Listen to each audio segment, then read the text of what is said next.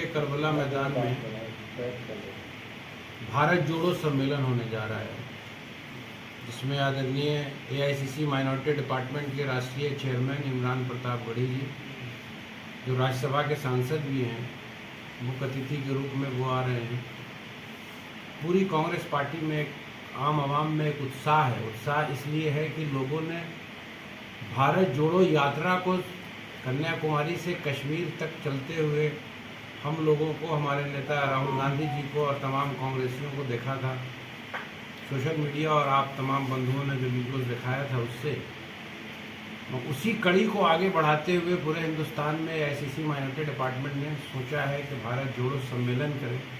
जिस उद्देश्य से हमने यात्रा किया है, उसी उद्देश्य को आम आवाम के बीच में जाके फिर से बताएं। तो उसी सिलसिले में आज यहाँ पे हमारे चेयरमैन मंजूर अंसारी साहब हैं,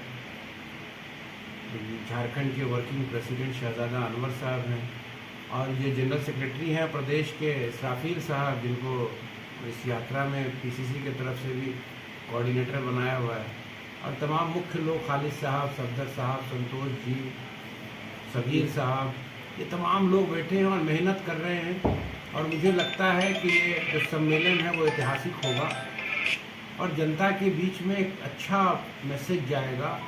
मैसेज ये जाएगा कि भारत की सुंदरता जो दुनिया में जानी जाती है, उसी को बचाने के लिए राहुल जी ने यात्रा किया था, और उन्हीं के मैसेज को हम लोग सम्मेलन के माध्यम से लोगों के बीच में उसकी चर्चा करेंगे। और आप तमाम मीडिया बंधु के माध्यम से लोगों के बीच में पहुंचेगा कि भारत के लोकतंत्र, संविधान के मानने वाले हम लोग हैं और नफ़रत को ख़त्म करेंगे। मोहब्बत से, नफ़रत की दीवार को हम अपनी मोहब्बत से तोड़ देंगे। और हमारे जो नेता का जो उद्देश्य है कि हम नफ़रत के बाज़ार में मोहब्बत की दुकान खोलने निकले हैं, इन्हीं सब इश्यूज़ पे चर्चा होगी और मेन मुद्दे पर भारत की राजनीति को लाने का काम होगा। 2024 की तैयारी भी इसको देख सकते हैं क्या? देखिए, चुनाव तो होते रहते हैं। तो पत्रकार महोदय, सबसे अच्छी चीज़ ये हुई कि जिस तरह का माहौल बना दिया गया था, अपोजिशन की बात सुनी नहीं जाती थी, सदन में नहीं सुनी जाती थी। कुछ जो वैसे मीडिया जिनका दायित्व बनता है लोकतंत्र के चौथे स्तंभ का, कि जो सत्ता में हो उनसे सवाल किया जाए। हिंदुस्तान गांव में दोनों एक जैसे पहले मिल के रहते थे, रहे, एक दूसरे के घर में रसोई तक जाने की प्रतिबंध ना हो। आपको पता है पत्रकार महोदय, किस तरह का दुष्प्रचार और ऐसी नफरत पैदा करके हम लोगों को आपस में कैसे बांट दिया गया है। और जिस समाज में शांति नहीं होगी, जिस प्रदेश में शांति नहीं होगी, उस प्रदेश का विकास असंभव है। बोकारो से नई इबारत लिखी जाएगी। बिल्कुल, बोकारो से, जैसे जिस तरह से कन्याकुमारी से भारत जोड़ो यात्रा की नई इबारत लिखी जाएगी, 20 साल के बाद जब इतिहास लिखा जाएगा तो लिखा जाएगा ना, उसी तरह से होगा कि भारत जोड़ो सम्मेलन झारखंड के बोकारो के सिवंडी के करबला मैदान से शुरू हुआ था। शुरुआत यहां से होगी, बिल्कुल लिखा जाएगा। याद होगा कि हारे हुए लोगों को भी अपोजिशन में लाके सवाल करवाया जाता था सदन में, कि जब तक अपोजिशन मुखर रूप से मुद्दे की बात नहीं करेगा तो सकारात्मक काम नहीं हो पाता था। अभी कुछ दिनों से हाल ये हो गया है कि अपोजिशन की बात नहीं करने देते। राहुल गांधी जी ने आदरणीय राष्ट्रपति के अभिभाषण के बाद जो 40 मिनट का वक्तव्य दिया था मुद्दे पे, सवाल तो बहुत अच्छा पूछा था ना। भाई, हम तो सिर्फ ये जानना चाहते हैं कि हिंडनबर्ग की रिपोर्ट की वास्तविकता क्या है। 20,000 करोड़ रुपए किसके हैं, वो सारी शेल कंपनियां किसकी हैं। तो उनके 70% स्पीच को पार्लियामेंट के आर्काइव से एक्सपंज कर दिया गया। तो लोकतंत्र यही मर रहा है और मीडिया में चर्चा नहीं हो रही थी, तो यात्रा की गई और उसी यात्रा को बढ़ाना है। जाहिर सी बात है, बेरोजगारी है, एजुकेशन सिस्टम कोलैप्स कर चुका है, महंगाई चरम सीमा पर है, भारत का आन बान शान और सम्मान बढ़ाने वाली हमारी बहनों को न्याय नहीं मिल रहा है, जो दिल्ली के जंतर मंतर पर बैठी हैं।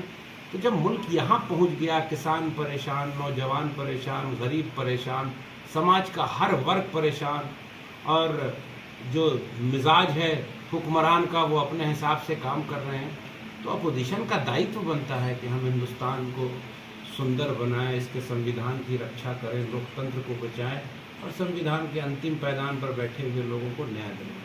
अच्छा, ये माइनॉरिटी को एकजुट करने की तैयारी है क्या कि ओबीसी जैसे लोग जो है बरगला नहीं सके?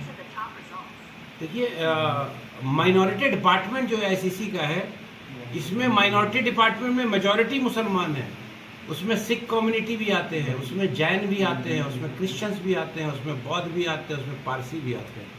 देखिए, ओवैसी जैसे लोग, भाई हम उन्माद के चक्कर में नहीं हैं। आप हमारी विचारधारा, हमारी पार्टी के संविधान को पढ़ें। हम सेकुलर और प्रोग्रेसिव विचारधारा वाले लोग हैं।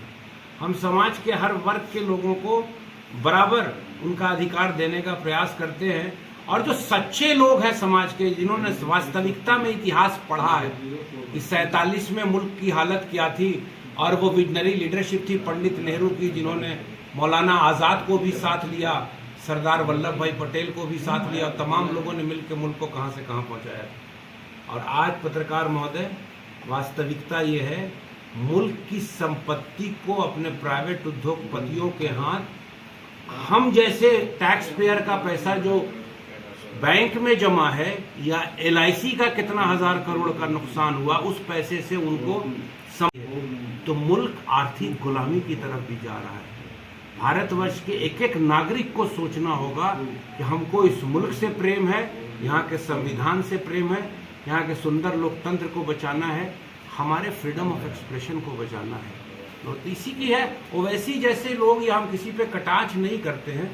हम अपना काम तो जरूर करेंगे, हम एक पॉलिटिकल पार्टी के लोग हैं, हम आम जनता को उनके घर जाके बताएंगे तो सही कि वास्तविकता क्या है मुल्क की, और हकीकत क्या है, और चुनाव किन मुद्दों पे होना चाहिए।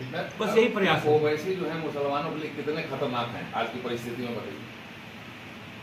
इस मुल्क को के लोकतंत्र को और संविधान को जितना खतरा नागपुर की नारंगी से है, उससे कम हैदराबाद की बिरयानी से नहीं है। बस आप समझ लीजिए। बिल्कुल, झारखंड से मैसेज देने का एक और उद्देश्य है। आदिवासी बहुल एरिया है, लोकतांत्रिक व्यवस्था में संवैधानिक पद पे सबसे सर्वश्रेष्ठ पद कौन सा है?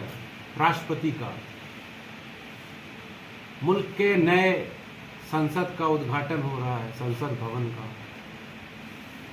और एक समाज के अंतिम पैदान की महिला देश की राष्ट्रपति हैं, उनको उस उद्घाटन में निमंत्रण नहीं दिया जा रहा है। भाई, भूल जाओ जात पात को, आवो वही जिस तरह से मिलके अंग्रेजों से लड़े थे, हिंदू मुस्लिम सिख ईसाई आपस में हैं भाई भाई। मुल्क से प्रेम करो, मुल्क के संविधान से प्रेम करो। जब संविधान बरकरार रहेगा, लोगों का अधिकार बरकरार रहेगा, तो तमाम समाज के हर वर्ग के बच्चों का भविष्य सही रहेगा। नहीं तो नुकसान तो सबको होना है।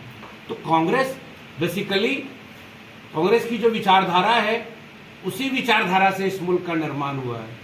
और बाकी तो बातें फालतू की, देखिए झूठी बातें बोली जाती है। मैं बार बार पूछता हूँ, बोलते हैं 70 साल। अरे भैया, आप अमृत महोत्सव आपके हिसाब से मना रहे हो, हमारे नेता तो कहते हैं कि आप मित्र महोत्सव मना रहे हो। तो 70 साल में हम कहाँ थे? हम तो 54 साल ही थे। वाजपेयी जी भी हमारे ही साथ थे, आपका 9 साल भी हमारे ही साथ आ गया। भाई 75 साल अगर आजाद हुए हुआ, तो उसमें अगर मोदी जी का भी 9 साल हुआ, तो आप भी मेरे ही साथ हैं, इसका मतलब। तो 70 साल वाली, इसलिए देखिए, जब झूठ की बुनियाद पे प्रोपेगेंडा इंडस्ट्री के थ्रू मुल्क के ताने बाने को बिगाड़ दिया गया। भाई, हम चाहते हैं वही वाला दृश्य माहौल कि संजय और सलीम एक